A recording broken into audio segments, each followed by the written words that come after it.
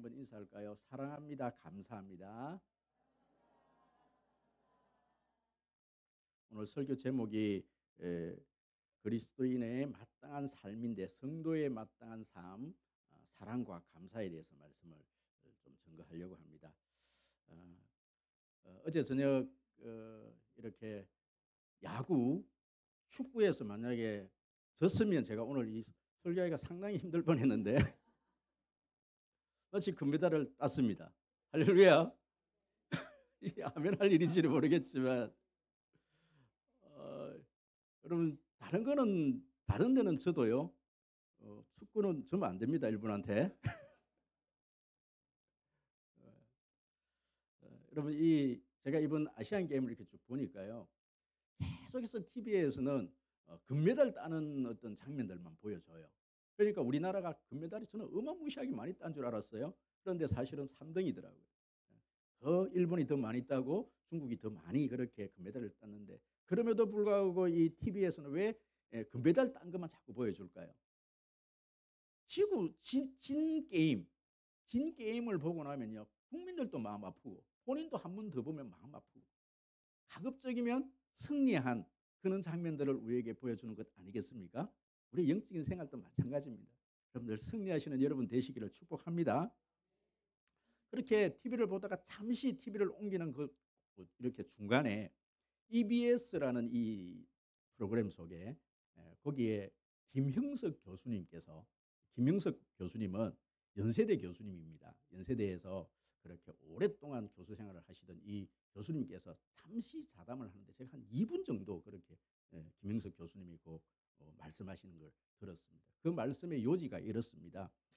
그분이 자신의 어떤 인생 여정을 쭉 말씀하시면서 자신의 교육 철학을 말씀하시는데 교육이 무엇입니까? 이런 어떤 질문에 교육은 사랑이다. 이렇게 말씀을 하시더라고요. 이렇게 말씀하시면서 김용석 교수님께서 연세대에서 교수 생활을 하시기 전에 사실은 이분은요. 보니까 일제강점기 시대 때도 그렇게 교편을 잡으셨고 6.25 때도 그렇게 교편을 잡으시고 그 이후에부터 시작해서 계속해서 교편을 잡으시고 이렇게 선생으로서 그렇게 삶을 사시다가 그래서 연세대학교에서 그렇게 교수 생활을 하고 마감을 하셨어요. 그러면서 이분이 이런 말씀을 하셔요. 참 일제강점기 시대 때는 이 강단에서 이렇게 가르침을 학생들에게 가르치는데 거기에서는 이 식민지 교육이 아니면 절대 일본 언어를 가르치고 식민 교육을 아닌 학생들에게 뭐 사랑하라, 서로 용서하라 이런 것을 가르치면 안 된다라는 거예요. 그냥 오로지 일본 언어를 가르치고 식민 교육을 가르쳐야만 됐다라는 거예요. 그때가 가슴이 제일 아팠다 이런 이야기를 하고 잠시 이제 남북이 이렇게 이념적으로 갈라져서 북한에서 그렇게 잠시 교편 생활을 할 때 그때는 김일성 주체 사상에 대해서만 학생들에게 교육을 시켜야 된다는 거예요. 김일성에 대한 사상을 가르치면서 김일성의 사랑에 대해서만 가르쳐야 된다는 거예요.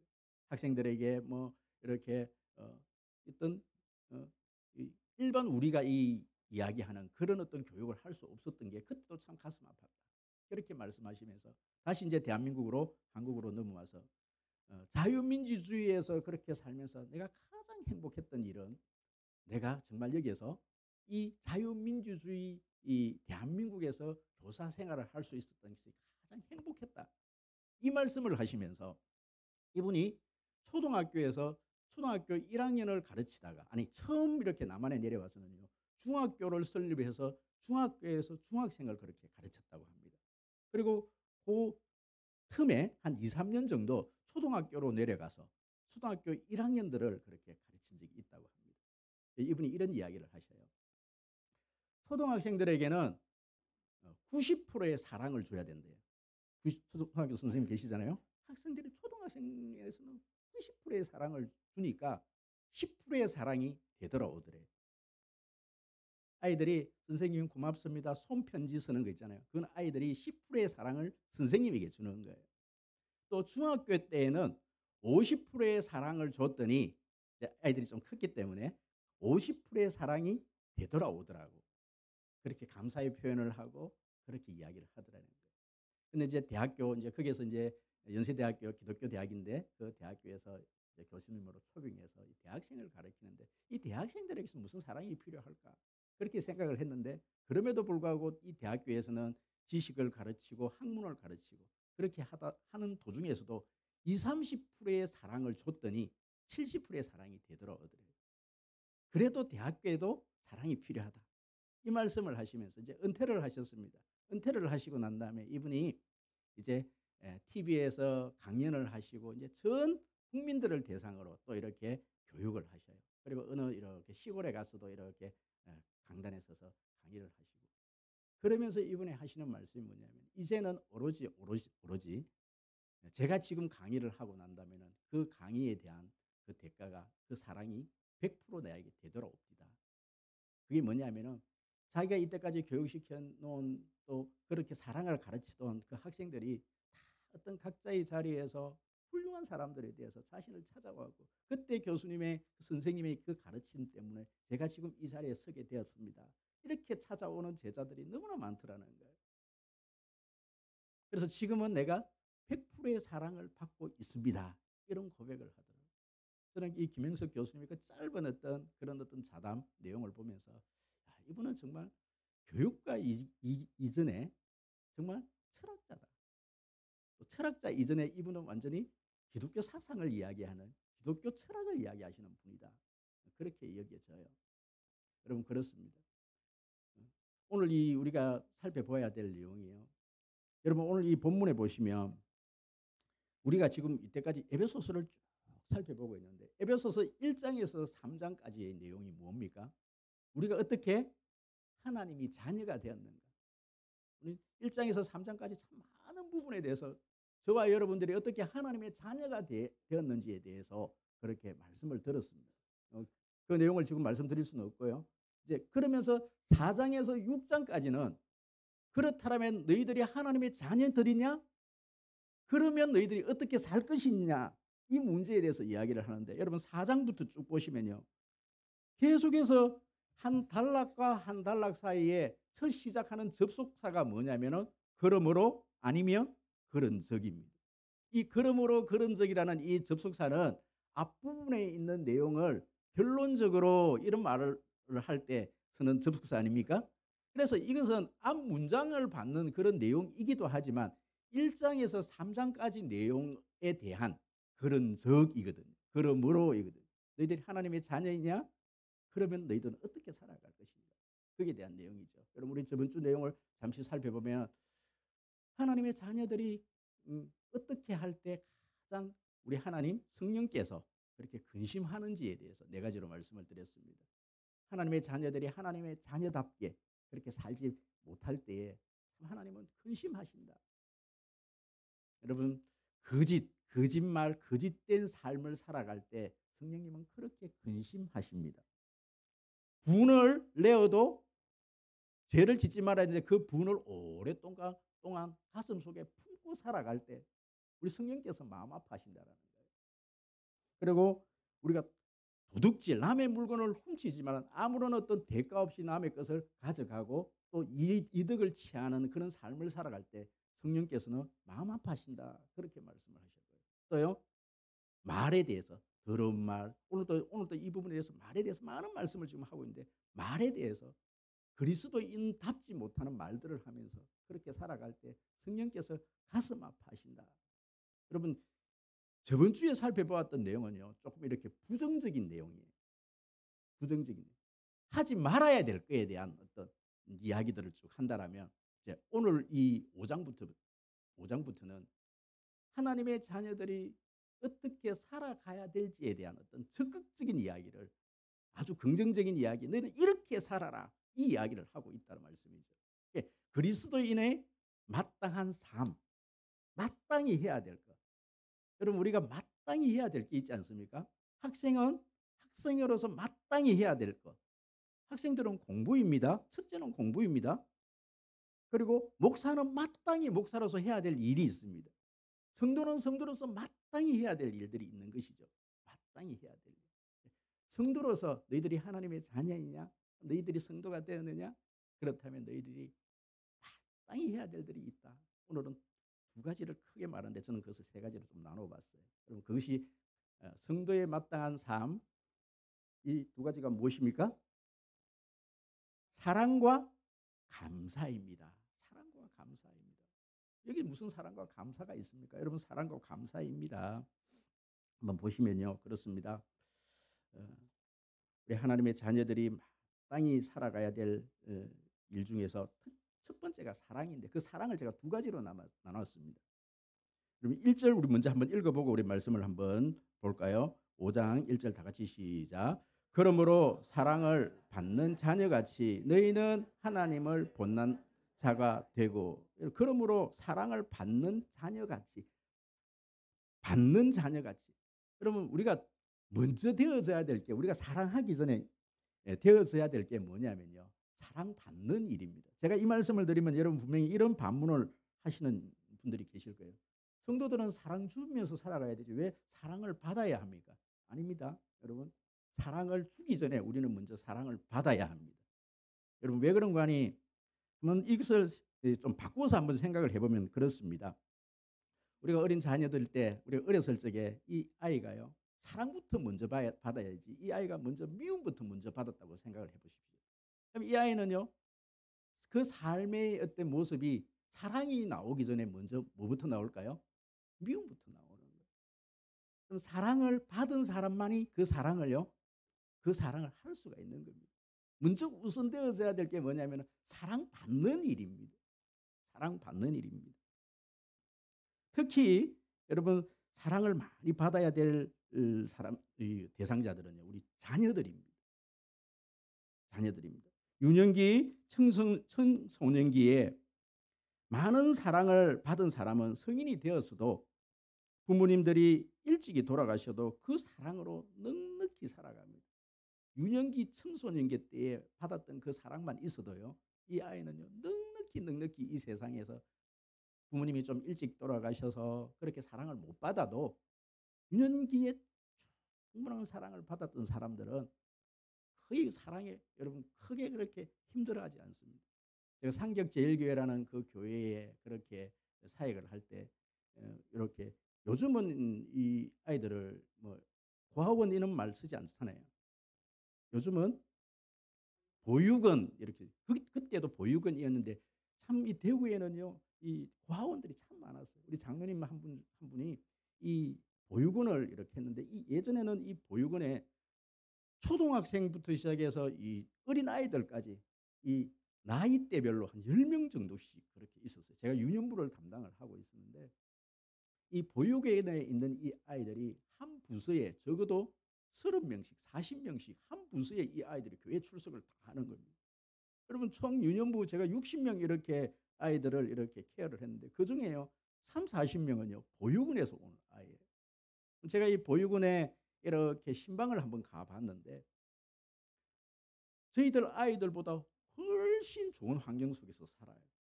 신발도 나이키를 신고요. 또 침대도 2층 침대예요. 먹는 것도 너무너무 잘 먹어요. 그런데 그중에 이 보육원에서 온 이 아이들은요, 주일날 오면 계속 선생님들에게 몸을 비벼요. 얼굴을 자꾸 만지고, 선생님 얼굴을 만지고. 그러면 이 아이들이 그렇게 좋은 신발을 신고 또 좋은 환경 속에서, 컴퓨터도 우리 아이들은 컴퓨터가 없는데 이 아이들은 개인별로 다 컴퓨터가 하나씩 다 있어요. 그런 좋은 환경, 물질적으로 좋은 환경에서 살아도 이 아이들에게 필요한 것이 무엇입니까? 사랑이요. 사랑을 못 받았어요. 그렇게 말썽을 피워도요. 그렇게 사실은 제가요, 그때 제가 몽둥이를 좀 들었거든요.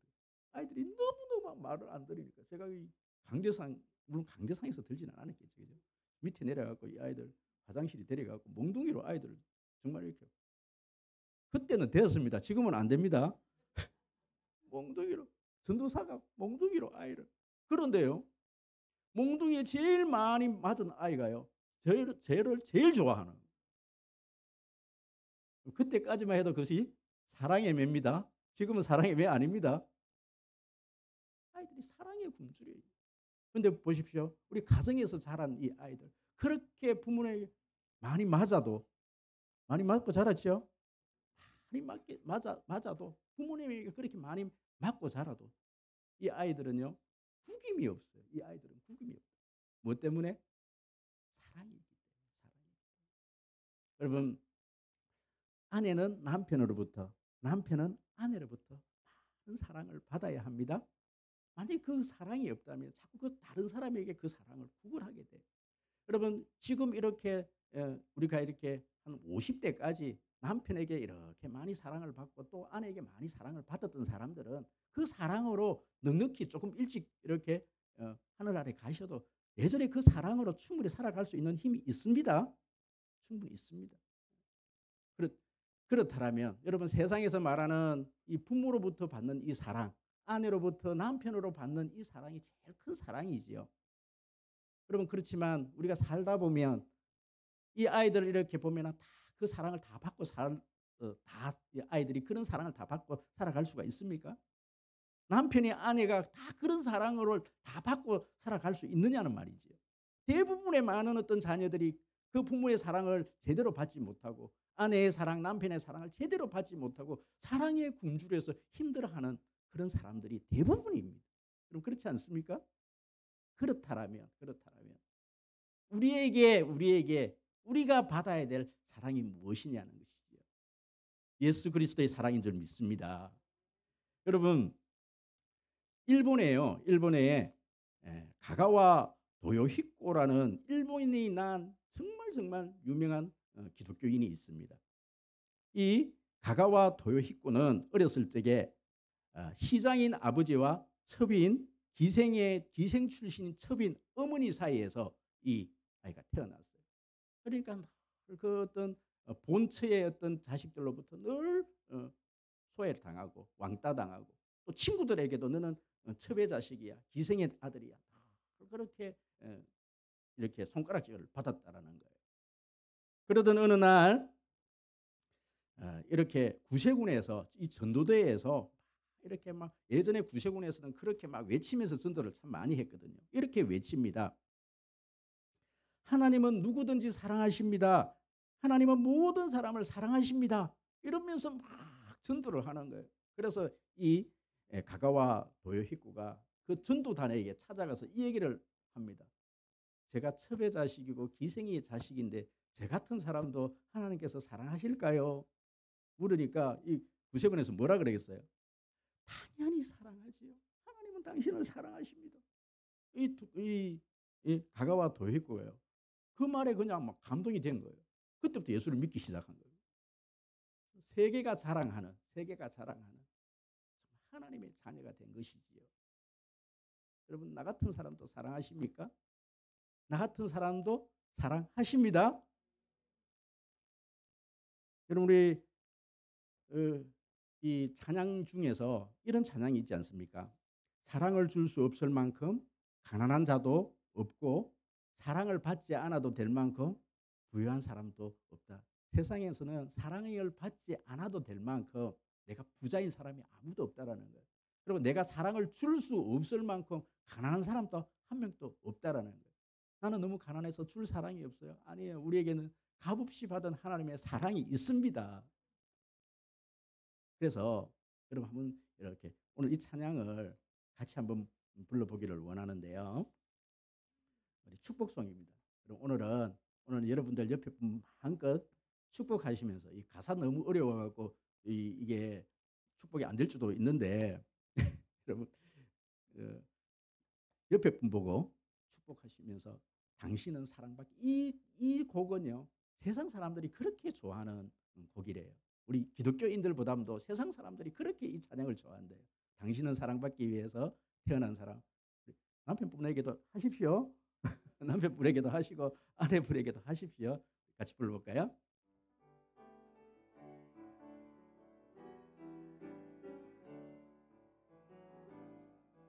당신은 사랑받기 위해 태어난 사람. 당신의 삶 속에서 그 사랑 받고 있지요. 당신은 사랑받기 위해 태어난 사람. 당신의 삶 속에서 그 사랑 받고 있지요. 태초부터 시작된 하나님의 사랑은 우리의 만남을 통해 열매를 맺고 당신이 이 세상에 존재함으로 인해 우리에겐 얼마나 큰 기쁨이 되는지. 당신은 뒤로 돌아보시면서 뒤에 분들도 지금도 그 사랑 받고 있지요. 당신은 사랑받기 위해 태어난 사람, 지금도 그 사랑 받고 있지요. 사랑합니다. 옆에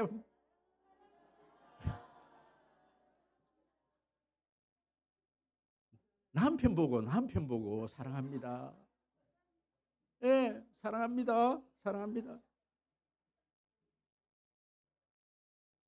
정말 사랑받기 위해서 태어나신 분들입니다.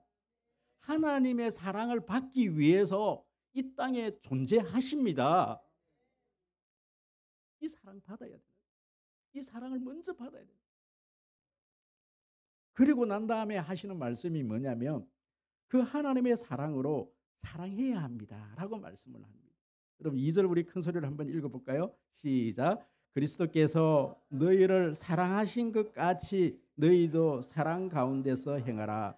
그를 우리를 위하여 자신을 버리사 향기로운 제물과 희생 제물로 하나님께 드리셨느니라. 1절에서 너희들이 그것을 하나님을 본받는 자 되라. 그러니까 뭘 본받을까요? 그러니까 2절에서 뭐라 그러는가 하니까 내가 본을 보여줄게. 하나님이 우리를 사랑하사 독생자 예수를 보내주셔서 사랑한 그같이 너희들이 사랑하라. 여러분 그 이야기를 하는 거예요. 여러분 이 사랑은 두 가지로 제가 말씀을 드릴게요. 용서하는 사랑입니다. 그 사랑이 어떤 사랑이냐면 그것이 어디에 있느냐면 우리가 저번 주에 살펴보았는데 못 살펴보았던 4장 32절에 이 말씀을 하고 이야기를 합니다. 서로 친절하게 하며 불쌍히 여기며 서로 용서하기를 하나님이 그리스도 안에서 너희를 용서하심 같이 하라. 용서에 대한 사랑을 너희들이 좀 했으면 좋겠다. 용서 좀 해도 이 얘기를 하고 있는 거예요. 여러분 예수님 제자들이 그렇게 예수님께 묻습니다. 예수님 도대체 몇 번이나 용서해야 됩니까? 예수님께서 뭐라 말씀하십니까? 70번씩 7번, 7은 49, 490번 해야 됩니까? 490번 아니에요. 무한대. 이거는 숫자적인 얘기가 아니에요. 이 완전수 7에 또 70을 다니까 완전하게 용서하라는 거예요. 완전하게 용서해 주라는 거예요. 여러분 1만 달란트 비유는 그 이야기를 하는 거예요. 네가 1만 달란트를 내가 네 빚 탕감을 해줬다. 그런데 이 1만 달란트 탕감을 받은 사람이요 1데나리온 빚진 자를 용서를 탕감을 안 해주는 거예요. 그걸 보고 안타까워하시면서 네가 받은 그 용서가 얼마나 큰지 아느냐. 이건 용서에 대한 이야기입니다. 돈 뭐 갖고 빌리고 뭐 그 얘기 아니고 그 용서에 대한 이야기. 여러분 우리가 이 예수님께서 우리에게 보여주신 그 사랑이 어떠한 사랑이냐면 두 번째 사랑이 뭐냐면은 바로 그리스도께서 보여주신 그 사랑입니다. 오늘 2절 말씀. 그리스도께서 어떻게 너희를 사랑했느냐 말씀을 하실 때에 우리 한 번 더 다시 한 번 더 읽어보십니다. 시작. 그리스도께서 너희를 사랑하신 것 같이 너희도 사랑 가운데 행하라.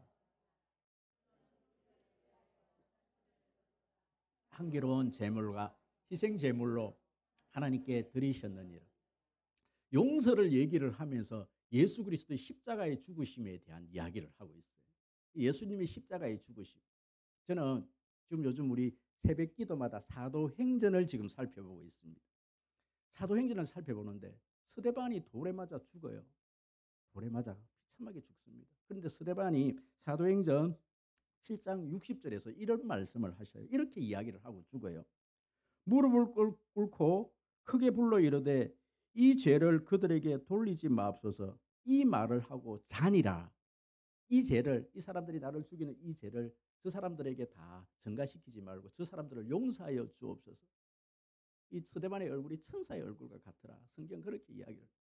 그런데 이 스데반이 누구를 보고 이렇게 용서해달라고 기도를 하시느냐면은 예수님의 십자가에 죽으실 때에, 예수님께서 십자가에 죽으실 때에 우편에 있는 한편에 있는 그 강도를 위해서, 그리고 밑에서 자기를 조롱하던 그 로마 군병들을 향해서 누가복음에서 이 이야기를 하고 있습니다. 이 말씀 이렇게 말씀하고 있습니다. 이에 예수께서 이르시되 아버지 저들을 사하여 주옵소서. 자기들이 하는 것을 알지 못하니이다. 저들을 사하여 주옵소서. 저들을 용서하여 주옵소서. 저들의 죄를 용서하여 주옵소서. 저들의 죄를 저들에게 돌리지 마옵소서. 그 이야기를 한단 말씀입니다. 그럼 그 자리에, 스데반이 죽는 그 자리에 누가 있는지 아십니까?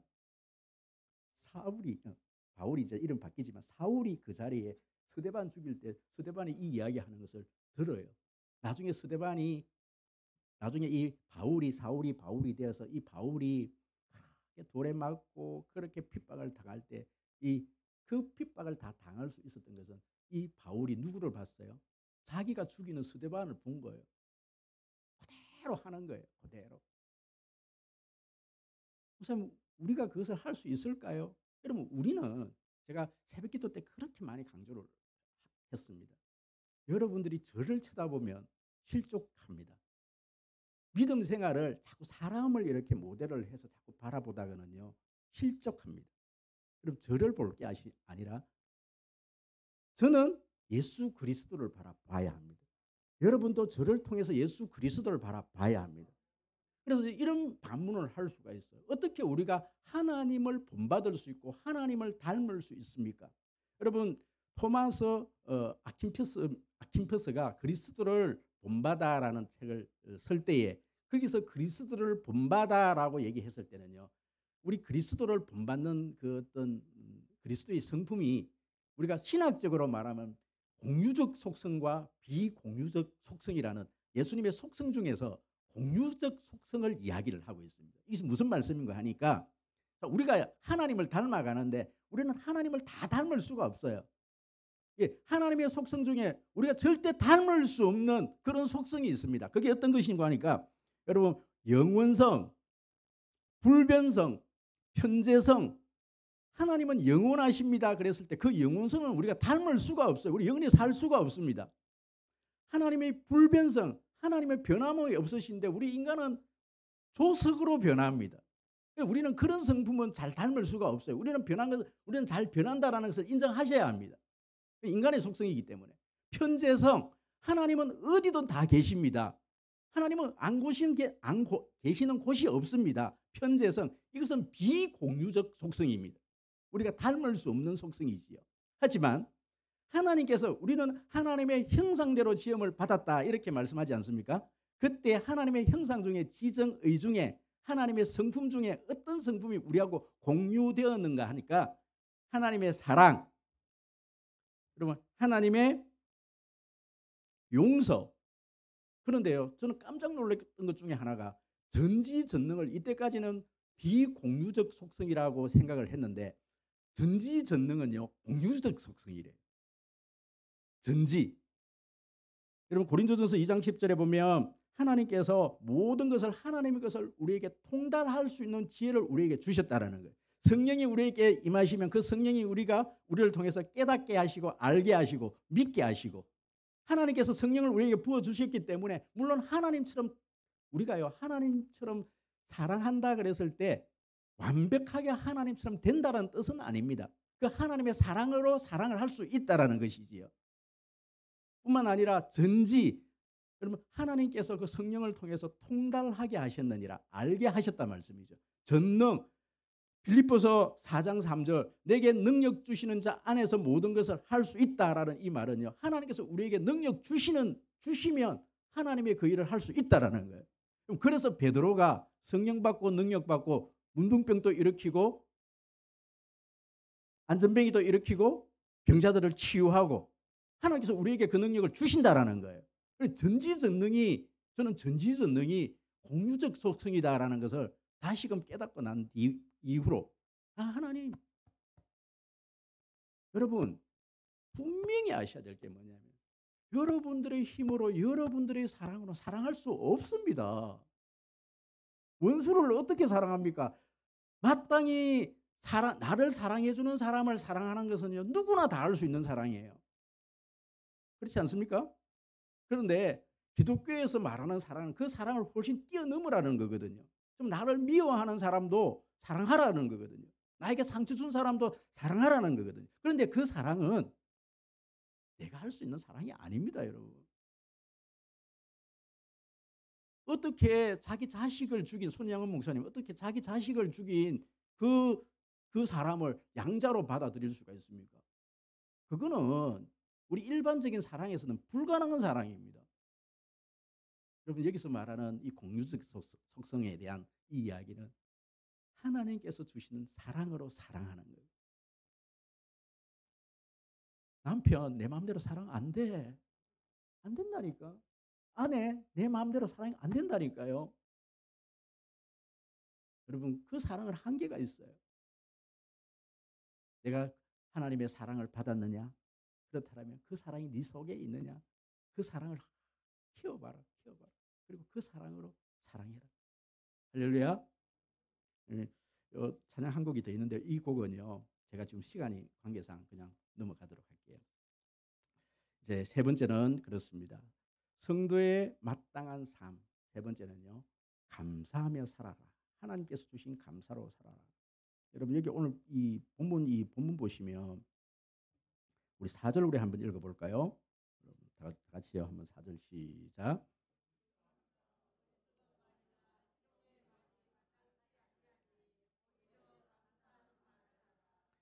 사실 3절 4절 보면 음행과 온갖 더러운 것과 탐욕과 너희 중에서 그 이름조차도 부르지 말라. 이는 성도에게 마땅한 반이라. 그러면서 4절 음행과 여러분 4절 누추함과 이렇게 나오는데요.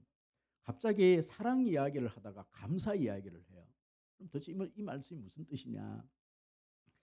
여러분 그렇습니다. 우리가 하나님의 사랑을 깊이 이렇게 하나님의 사랑이 있으면 그 사랑이 우리 입으로 뭐로 나타난다? 감사로 나타난다. 입으로 그 사랑이 나온다라는 거예요. 여러분 저번 주에 이렇게 했던 것들은 다 이렇게 좀 적극적인 방법이야. 하지 마라. 그런데 여러분 아무리 안 하려고 그래도요. 자꾸 되는 걸 어떻게 해요? 아직까지 내 속에 있는 어떤 죄성 때문에 자꾸 되는데 여러분 우리 가슴 속에 우리 마음 속에 이 말이라는 것도 그러하고 행동이라는 것도 그러합니다. 행동이라는 것도 평소 때 내 속에 있는 어떤 내 생각의 행동으로 드러나는 거고요. 이 말도 평소 때 내 마음 속에 들어있는 것들이 입으로 나오는 거거든요. 그러니까 근본적으로 이 마음이 바뀌지 않으면요. 우리는 끊임없이 이 말이 이 내 마음 속에 있는 것을 드러낼 수밖에 없습니다. 그렇기 때문에 우리 속에 평소 때 무엇을 담아 놓느냐가 문제입니다. 여러분 그렇습니다. 그래서 이제 우리의 어느 생활을 바꾸는 방법, 간략간략하게 제가 세 가지로 좀 정리를 해드리고 오늘 말씀을 좀 정리를 하려고 합니다. 그렇습니다. 우리 속에 근본적으로 우리 마음 속에 이 말이 바뀌려고 하면요, 우리 마음 속에 하나님의 은혜를, 하나님의 사랑을 기억해야 합니다. 첫 번째가 그거입니다. 그게 뭐냐면 여러분 우리의 입에서 자꾸만 어떤 그런 어떤 부정적이 나오는 것은요, 우리가 자꾸만 잊어버리기 때문에 그렇다라는 거예요. 나이가 들면 자꾸만 건망증이 심해집니다. 저는 예전에 제하고 교육전도사님으로 같이 계셨던 그때 나이도 얼마 되어지지 않았습니다. 그때 제가 36대면 그분이 한 40 이렇게 됐는데 40대 이분이 이 건망증이 오신 거예요. 옆에 이 시계를 손에 들고서 시계를 찾아다니시더라고요. 그런데 어느덧 저도 이 리모컨을 손에 들고 리모컨을 찾고 있더라고요. 지금 어떤 분은 이 리모컨을 냉장고에 지금 넣어 놓으신 분 계시죠? 그러면 이게 망각이라는 것입니다. 망각. 이스라엘 백성들이 계속해서 광야 40년 동안 그렇게 살아가면서 계속해서 불평불만을 하잖아요. 어저께 오늘 새벽에 만나와 메추라기를 먹었어요. 그런데 낮에 해가 쨍쨍 찌니까 입에서 불평이 나는 거예요. 어제 홍해 바다를 건넜어요. 오늘 물이 없어요. 오늘 불평이 나오는 거예요. 아무리 우리가 큰 은혜를 입었고 하나님의 사랑을 내가 체험했어도 지금 내 생활에서 어떤 어려움이 찾아오고 내 환경이 지금 내 속에서 힘듦이 눈에 보이면요, 내 입에서는 뭐가 나와요? 불평이 나온다. 이것이 바로 여러분 건망증이라는 거예요. 은혜 건망증이라는 거예요. 그러면 우리 속에서 계속해서 그 은혜를요, 다시금 소가 되새김질을 하듯이 우리의 그 은혜를 되새김질을 할 수 있어야 된다는 거예요. 또 두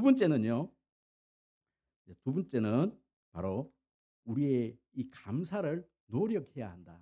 여러분, 이게 미국 교회 웰 보헨 목사님께서 불평 없이 살아보기라는 책에서 우리의 어떤 그런 어떤 불평의 이 단계를 4가지 단계로 설명하면서 그것을 고칠 수 있는 방법을 3가지로 이렇게 말씀하셨어요. 이것만 소개를 해드릴게요. 잘 한번 이렇게 한번 들어보시기 바랍니다. 우리의 이 불평의 단계를 4가지로 한번 분석을 해보니까 첫 번째 단계는 의식하지 못하고 그냥 의식 없이 그냥 입에서 불평이 나오는 첫 번째 단계가 있다는 거예요. 두 번째 단계는 의식하면서 불평을 하는 단계. 첫 번째 단계는 의식을 못하고 불평을 하는 단계. 두 번째 단계는 내가 지금 불평한다라는 것을 의식을 하면서도 입에서 불평을 하고 있다는 거예요. 세 번째 단계는 의식하면서 불평하지 않는, 내가 의식을 해서 불평을 하지 않는 단계입니다. 네 번째는 의식도 하지 않아도 불평이 안 되는, 불평도 하지 않는 단계. 이것이 4번째 단계라는 거예요. 자, 다시 한번 더 정리합니다. 첫 번째는요, 의식을 못하고 아무 의식 없이 그냥 불평하는 단계. 두 번째 단계는 의식하면서 불평하는 단계. 세 번째 단계는 의식하면서 불평하지 않는 단계. 네 번째는 의식도 안 하고 불평도 하지 않는 단계. 어렵습니까? 카톡에 올려드리겠습니다. 여러분, 그렇다면 우리가 어떤 것을 훈련해야 하는가? 여러분, 그렇습니다. 첫 번째 단계가 뭐냐 하니까 부정적인 말을 하고 있다는 것을 내가 의식하는 겁니다. 내가 지금 내 입에서 지금 불평이 나오네. 의식을 해야 된다는 거예요. 이것이 첫 번째 단계입니다.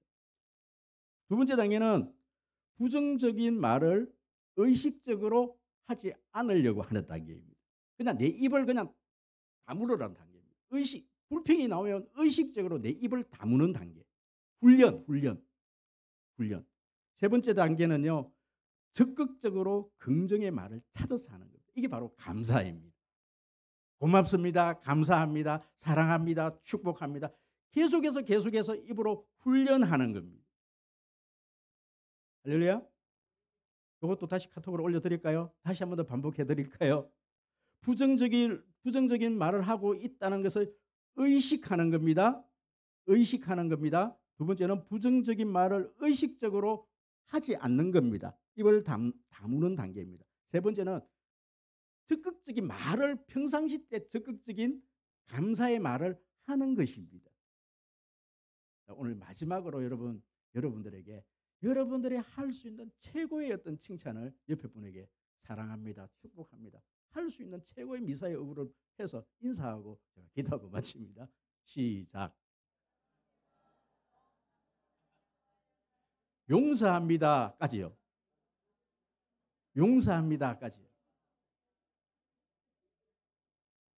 기도하겠습니다.